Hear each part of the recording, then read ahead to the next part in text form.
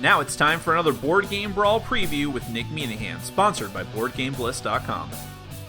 Hey now, my name is Nick, this is Board Game Brawl, and today we're going to be taking a look at a game that is currently seeking funding on Kickstarter. That game is called Battalia: The Creation, and it's from Phantasmagoria. Now, if you like what you see throughout the rest of this preview video, I'm going to encourage you to go to the official Kickstarter project page. I'm going to have a link to it at the bottom of your screen, at the beginning and at the end of the video, and also down in the description section of the video right underneath the video. That's going to take you to the official Kickstarter project page. You can find out more information than I could possibly give you here about the game and all the different stretch goals and rewards you might possibly get, and hopefully you'll consider backing the project. Now, what is Battalia: The Creation?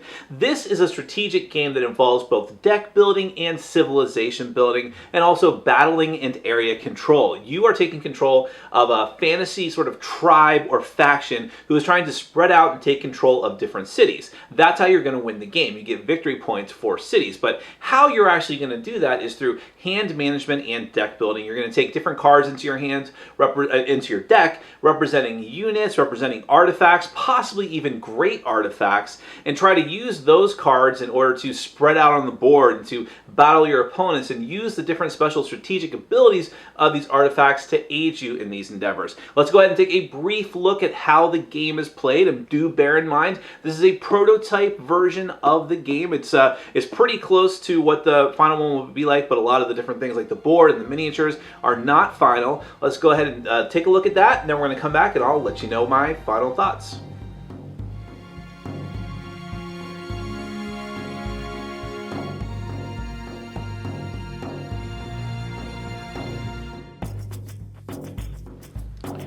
Alright, so this is the basic setup for Battalia: The Creation. However, the game has a very big footprint on the table, so I can't show you everything in the camera all at once. I'm just going to have to scroll around and do this piece by piece. The goal of Battalia is to, the game is going to end when someone builds their 5th city that goes up to level 4. So 5 cities of level 4, or if the entire board grid has been filled up with roads and with cities. At that point, the game is going to end, and whoever has the most victory points, which primarily is going to be the number of points on each of their cities, is going to be the winner, but it may not necessarily be the person who actually ended the game.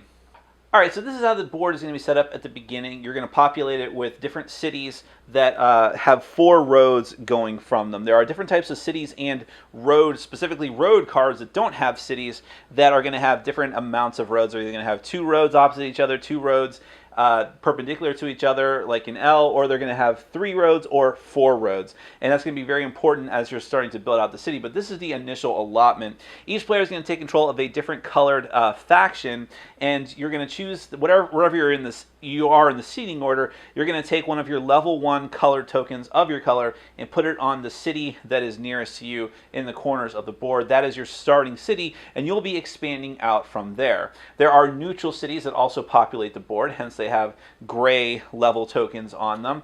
And then in the middle of the board you have the ruins, which has an 8 strength to it. The reason why that's there is because you can actually conquer that and get one of the great artifacts, which are up along the top of the board. Now, these are very powerful items that each player is going to be able to take one of during their turn. You can only ever have one if you're able to get into the ruins. I'm not going to go over what they all do. I'll kind of leave that for the Kickstarter page, but they can be very powerful and give you some very special abilities upwards and above of what all the other cards in the game do. Now, up above the board is another very important segment of, well, all of this you can call sort of the board, but actually more appropriately, this is all called the carpool. The card pool, excuse me, not the carpool.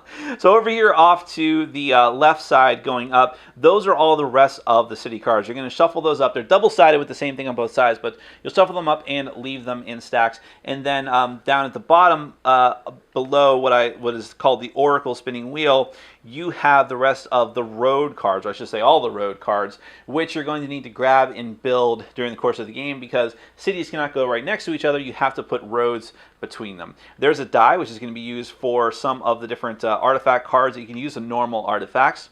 And then over here on the side, you have the unit cards, which you have the level 0 card, which are the supply cards. You'll start with some of these in your deck. We're going to get to that in a minute. And then you have level 1, 2, 3, and 4 cards. Now, an important distinction here, and I'll show you some of these cards in detail in a little bit. But there's all the cards for the units and for the artifacts as well that are around the Oracle Wheel. Here, let me go ahead and focus in on that. They all belong to different factions, but you're going to get them randomly at the start of the game to constitute your starting deck, because this is a deck building game, and I'll get to that as well. But then you're going to shuffle them up and put them around the different spokes of the Oracle. So there's actually the same thing with the units. There's going to be different factions and colors, in other words, of each of the different cards. You just have them all in the same stack, separated by type. So there's the 7 types of tools in the game. It might be horses, tents, scrolls, amulets, and so on. Now the Oracle Wheel here, this is a very interesting thing because it's kind of hard to tell the way I have the camera set up, but let me see if I can focus in on that just a little bit. Maybe there we go. That's a little bit better. So you see these symbols here actually correspond to the different artifacts in the game. So at the start of the game, you're going to match up the outer wheel and the inner wheel here, so that the 2 tools. Do I have that? No. Here we go. Sorry, it's right like this. So that the 2 tools match up. And this will be on the table, so it'll be much easier to move at that point. And then at the start of every round, whoever is the first player is going to be considered that for the whole of the game. Whenever it gets back to their turn, that's the end of the round. And then you're going to move this 1 spoke along. And these are going to determine whenever the sunbeam here, the brighten symbol, is matched up, that's actually going to give you a special bonus when you're using the abilities and powers of artifacts. So I'll get back to that in a little more detail in a little bit, but that's just generally this. It has to do with the artifacts, and it's going to be constantly changing round by round. Now each player also starts off with some stuff too. You're going to have 2 of your hero figures, and these are just 3D printed models here, but they'll actually give you a taste of what the final ones will be like. They'll be much sturdier and much higher quality detail, but even these are pretty good, just to give you an indication of what the final versions are going to be like. Let me show you from the other factions as well. You'll have 2 hero models. They're male and female, but otherwise they have the same abilities. These are what you're going to use to move about the board and try to take over different cities, whether they're neutral or enemy controlled. And you're also going to have a starting deck of cards. Like I keep saying, this is a deck building game, and if you're not familiar with a deck building game, it means that you're going to start off with a weak, inferior deck of cards that you're going to be building up over the course of the game, buying new cards, putting them into your discard pile, and then whenever you have to reshuffle cards and draw more, which in this case you're always drawing the base number of 6, then you'll have to reshuffle, and you may have access to those better cards. Now every player is going to start off with 5 of these supply cards, which are level 0 cards, which you're going to use to fuel a lot of the different actions you can take throughout the course of the game. But you're also going to start off with level 1 cards, which are they're called the Freeman cards, and each card, I'll show you some of this artwork because the artwork in the game is actually pretty stunning. But these are level 1 cards, and they're called Freeman. And as I said, they belong to different factions, but you'll start off with a random assortment of them during the game. Everyone's going to have a same basic amount of them, but they just might belong to different factions. Here's one of the blue faction Freeman cards. You'll also start off with one of the chief cards as well. So there's an example of that. Here's actually one of the priest cards, which is the level 3 cards. The only one that no player is going to be starting off with are the level 4 cards, which are the Lord cards, which are the most powerful of them and will gain you access to some of the better abilities during the course of the game. So of course, no one's going to be starting off with those. The only other thing of note in your play area is that you're going to have these level tokens, which are going to be used for your cities. As you build and level up your cities, you'll denote the level of them with those tokens. They're double-sided, so you go from 1 to 2 to 3 to 4. Now there's a lot of little details in Battaglia, and I don't have time to go over all of them, but let me just run through the turns and give you an idea of how the game is going to play. There's a lot of different actions you can do. One of them is simply adding new cards to your players' decks. Now, every one of the cards that you could potentially purchase, including the unit cards and the artifact cards, are going to have a purchase cost that you must pay in order to get them. Now, all of the unit cards have to be purchased with the supply cards. As you can see, there's a lot of iconography in the game, and that will remind you what things do. So you have the little wheel symbol here that tells you the symbol that it is, and then you see here at the bottom of these cards, this tells you how many of those supply cards you have to spend. In the case of the Freeman, which are the level 1 cards, you only have to spend 2 in order to purchase the card, but as you go up, it actually costs you more, to the point where the Lords cost you 5 supply cards in order to purchase. Now, in true deck building fashion, whenever you purchase a card, it's going to go into a separate pile next to your deck of undrawn cards. That is you'll denote as your discard pile or your shelter, and your deck is actually called your nation. And that is where the cards will go when you purchase them. Whenever you have to reshuffle, as I said before, you may shuffle those cards back into your deck, and you may potentially draw those better cards, the ones that you really want. Now, the artifacts are going to work the same way, but these are a little bit tougher to get. You're going to have to use all those units that your supplies let you get in order to get the different types of cards. So this is one of the scrolls, and you'll see down here at the bottom, this has different symbols here. These correspond to the different types of unit cards that you have. So here you have to spend 3 different types of units, like a Freeman, and 2 of the other ones, in order to take this card into your deck. And each of these different artifacts has a different special ability, which I'll get back to in a second. Another of the things that you could do on your turn is to actually hire one of your 2 heroes that you have off to the side of the board, and when you do so, you're going to have to spend a weapon and 2 supply cards in order to do so, and then they will come out into your city. You can only have one of your own heroes per city. You can move one of your heroes onto another player's city that has a hero, but then there's beef going on, so there's probably going to be a battle. But for your own city, you can only have one, so until you find and build another city or move yours off, then you're kind of stuck there. Now, how would you move yours off? Well, this comes into play when you start making roads. If you have roads that are already out on the board, then you can begin to spend supply cards in order to move your heroes on your turn. By the way, whenever you're taking actions in this game, you're going to be making lines of cards over in your play area, denoting the different actions that you're taking and denoting that you're also using these cards, and therefore they can't be used for anything else during that turn without the use of powerful artifacts and such. And when, in fact, let's say that you bought a card, you would actually put that card on the bottom of that stack saying, okay, that's done. That's what I've used this action for. And it's the same with pretty much everything that you do throughout the game. So buying heroes and moving them is all well and good, but how are you actually going to do that, and how do you make these roads? Well, that's another type of thing you can buy during your turn, except that instead of going into your deck, they're going to go straight out onto the board, so long as you follow legal placement. So to get a road, you're going to need to spend your Freeman and supply cards. You'll need to spend 2 Freeman if it's a complicated road, which would be a road with 3 roads going off of it, or 3 exits, or 4 exits. But what you'll do when you purchase the card using the resources that you have, you just place it legally with roads connecting to another road segment or to a city. Cities cannot be directly adjacent to each other, although they could be kitty-corner to each other diagonally. Now, how do you build a city? That's a bit more complicated. When you're building a city, let's say that this is, that's not a legal placement. Let's say it was like this. I could do that. When you build a city, you have to spend it depends on the type of city that you're trying to build. If you're trying to build a first level city, you'd have to directly spend outright 3 Freeman cards, which are the level 1 cards.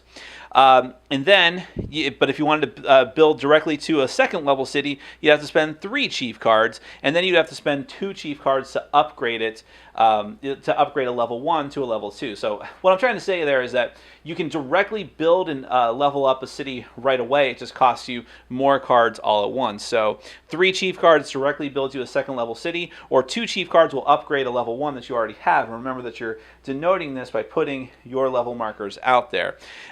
Then if you wanted to upgrade this to a 3rd level city, you would have to go ahead and spend 2 of the priest cards, or if you want to directly build a 3rd level city, you'd have to spend 3 priest cards all at once. And remember that those are the level of the city that you control is victory points at the end of the game, so that could be very, very important for you to get those, maintain control of them, and to harness their points at the end.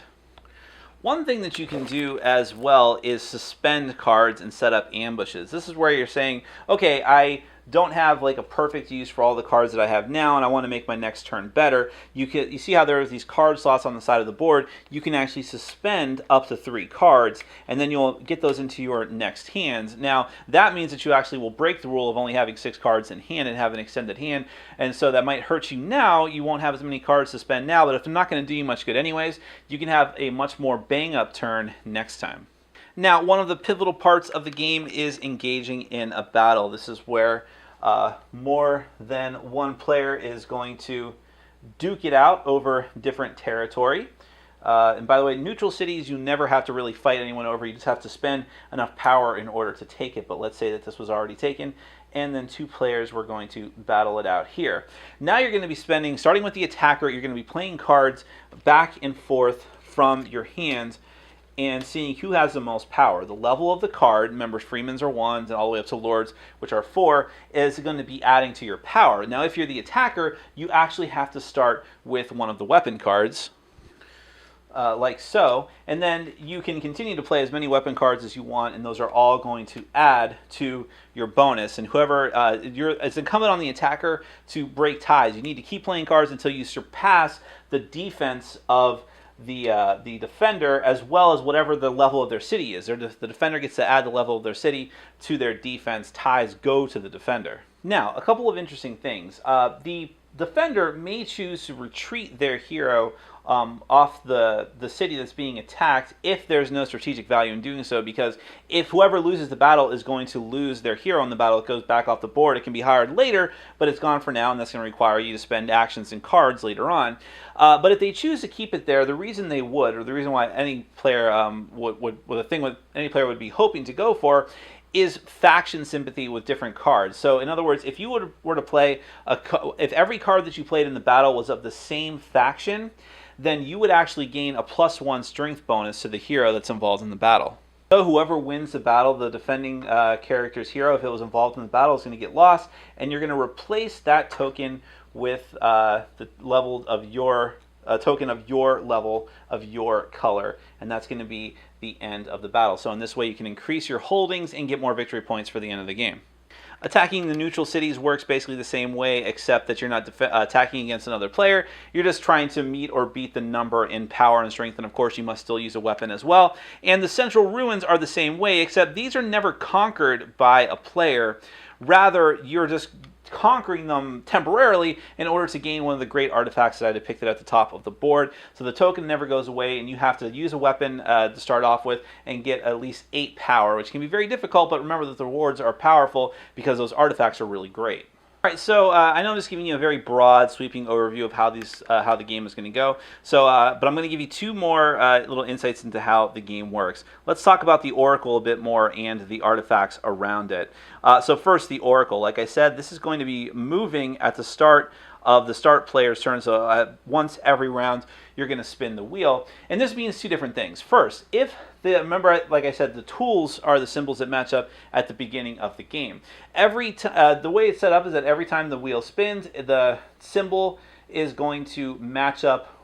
There's going to be one matching set of symbols. In other words, an artifact symbol on the outer ring and an artifact symbol on the inner ring are going to match up. And whatever type of artifact that is from around the wheel, that card, whenever you would acquire one for the rest of that round, instead of just taking the top one off of the stack, you get to search through the stack and take the faction card of your choice. Remember, there's different reasons why you might want to gain as many cards of a certain faction as you possibly can, including battle when you're using your heroes.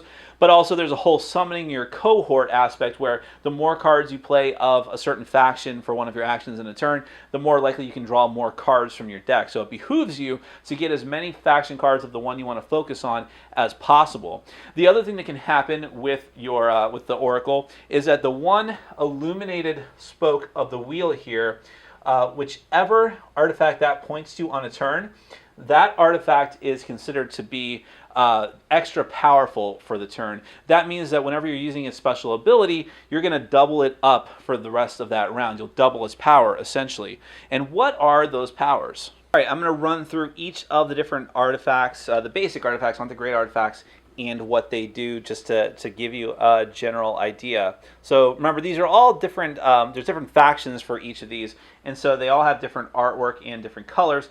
but they all have the same symbol and do the same thing. So these are the tool cards, and what the tool cards do, they can take the place of Freeman cards whenever you're trying to build either cities, roads, or other artifact cards. Whenever you would have to use Freeman to pay the cost of something, one tool can take the place of up to 2 Freeman. So they're great to have for being more efficient in building other things. Then you have weapon cards, which I talked a little bit about, and they have several important uses. One is that they're necessary to engage in a battle. You need to play a weapon card if you're the attacker to engage a battle. They'll also add +1 to your total, and you can play as many of them as you want or you can. And also you're going to need to use a weapon as part of the cost of hiring a hero and putting it out onto one of your cities. Then you have amulets, and amulets are where the die is going to come into play. What you're going to do is you're going to play an amulet down, you're going to put another card that you want to transform on top of it, and then roll the die. And depending on what you roll, that card that's above the amulet might be doubled or tripled in strength. You might be forced to discard it or put it into an ambush, or it might even turn into what is essentially a wild card that you can use as any other card.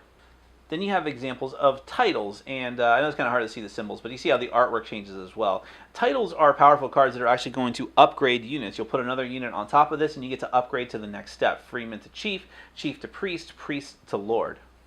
Magical scrolls are going to let you transform cards again, but this time you're going to be transforming cards with the aim of transforming a card into a different faction, so different artifacts or unit. However, if there is no applicable faction card left, in other words, you're going for another green and every green has been taken, you have to take whatever the top card is off the top of the stack, which still might be better for you.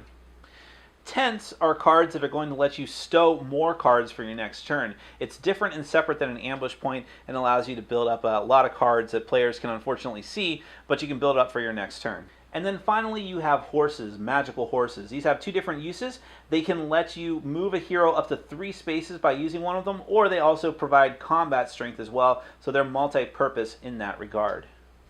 And that is just a very general overview of Battaglia. Like I said, I can't go into exhaustive detail because there's a lot of different things going on in this game, and I'm sure there'll be other videos and information on the official website for you to see, but that just gives you a general taste of what you can expect. There's deck building. You're using the cards that you play in order to manipulate the battlefield, build more cities, build roads, move your heroes about, attack other players, get artifacts, get Freeman, make the best, most strategic use of the Oracle when it's at the right spot for you to use your artifacts, and generally try to get the most points as possible when the game ends by having 5 cities at level 4 built, or by filling up the entire board grid. That is Battaglia, the creation. Let's get to my final thoughts. Well, right off the bat, I think that the first thing that's going to draw people to Battaglia, the creation, is the presentation. You have this epic-looking board that all of these different land tiles and road tiles and roads and cities are going to go out onto. So it just gets big and sprawling and just starts to build upon itself. Then you have all these different types of cards and the Oracle wheel and the different factions and the miniatures for each of the different factions. When you have it all spread out on the table like that, it looks really, really epic, and it is, but I think it's to the credit of Battaglia the Creation that the actual gameplay, while it is complex and has a lot of strategy to it, it's actually quite accessible and easy to learn because it is deck building and it is civilization building, 2 different things that have shown up in a lot of different board games. It's just the 2 of them mixed together in a very unique way and in a unique blend. But if you're familiar with one or the other, you're going to have a much easier time understanding the rules and understanding how all these different components work together. And there is a lot of different things you can do in this game. There's different paths to victory. You can sort of hunker down and go defensively and just try to build up the different type of tool cards and artifact cards and try to just build up your cities as quickly as you can, hoping that because they're higher level, they'll be easier to defend, and the more of them you build, the better off you're going to do, and, you know, maybe not try to be as warlike as the other players. On the other hand, you can go totally warlike, where you can just try to load up and try to take over your opponents and let them do the dirty work of building the cities and take them over instead. Maybe go for that great artifact in the ruins in the center of the table. Every player can have one of them, which would give you a tremendous bonus, especially if you're going for the sort of dominate and conquer strategy. Having those great artifacts is another interesting thing to have in the game, giving you variety, as well as all the many different types of the standard artifacts that you have access to. And then I haven't even really touched on the fact that you're building this world. That is like the main crux of the game. You are putting out these roads connecting cities. How you do that is very, very strategic, and how you manipulate all these different types of actions that you have available to you. The world is pretty much open to you. It's just how you want to pursue it. You get focus as far as the faction cards that you want to pursue and how that's going to give you different bonuses, like getting cohorts and things like that. But still, you have just a wide variety of options available to you. So I think the people that like strategic deck building, area control, civilization building, as well as just want games with tons of variety and options are immediately going to be attracted to Battaglia the Creation, and would definitely it would be something they'd be very interested in, and definitely right up their alley. So if you're one of those people, I would encourage you to go to the official Kickstarter project page. I'm going to have a link to that at the bottom of your screen now, and also down in the description section of the video. It'll take you to the page, find out even more information, and hopefully you'll consider backing the project. That is Battaglia the Creation from Phantasmagoria. My name is Nick, this has been Board Game Brawl, and I'm reminding you to get out there and game every day and in every way. Take care. Thanks for watching. Follow us on Facebook, Twitter, and Patreon. And make sure to check out our sponsor, Board Game Bliss, where you can find an amazing selection of games from around the world. BoardGameBliss.com. Thanks for your support.